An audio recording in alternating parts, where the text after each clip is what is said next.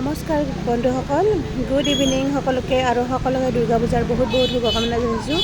এয়া আমাৰ বীৰকুছি নাৰেংগী বীৰকুছি গুৱাহাটীৰ এয়া দুৰ্গা পূজা। আজি ষষ্ঠী পূজা, তাৰে কেইটামান দৃশ্য আপোনালোকক দেখাবলৈ আগবাঢ়ি আহিছোঁ। এয়া চাওক, ষষ্ঠী পূজাৰ আমাৰ দুৰ্গা দেৱীটো আজি দেৱী মানে দেৱীৰ যিটো একচুৱেলি কলগছ এজোপা দেৱী বনায়, সেয়া একচুৱেলি এতিয়াহে কৰিব। আমি সন্ধিয়া সময়তে কিছুমান নাম ধৰি আছে তিৰোতাবিলাকে।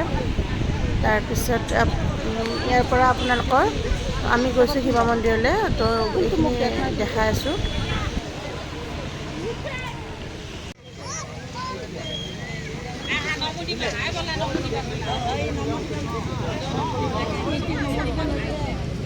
মা এইফালে চাই দিয়া, আমাৰ এইফালে চাই দিয়া।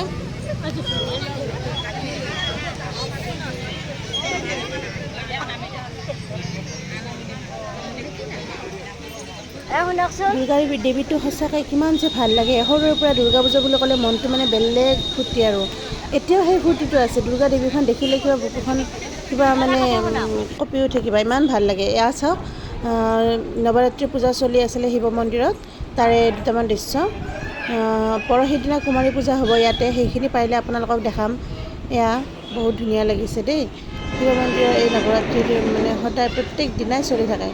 বহুত ধুনীয়াকৈ মানে কৰে আৰু মানুহবিলাকে লগ লাগি, বিশেষকৈ ইয়াৰ নেপালী মানুহখিনি বেছিকৈ ভালকৈ মানে ইয়াত লাগে, আৰু আমাৰ অসমীয়াখিনিও লাগে, গোটেইবিলাকে লাগে মানে।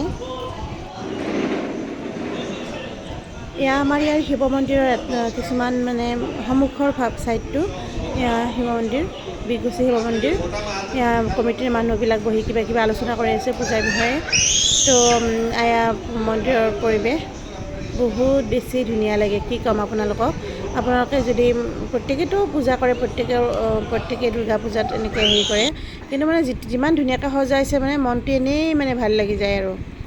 এয়া দুকপিমান ফটো উঠি ল'লোঁ, সেয়া আপোনালোকৰ লগত শ্বেয়াৰ কৰিলোঁ। দুৰ্গা পূজাৰ ফটো, প্ৰথম দুৰ্গা পূজা আৰু মানুহ আজি বেছি হোৱা নাই, কাইলৈৰ পৰা একদম ইমান মানুহ হ'ব আপোনালোকে মানে দেখিলে ক'ব আৰু।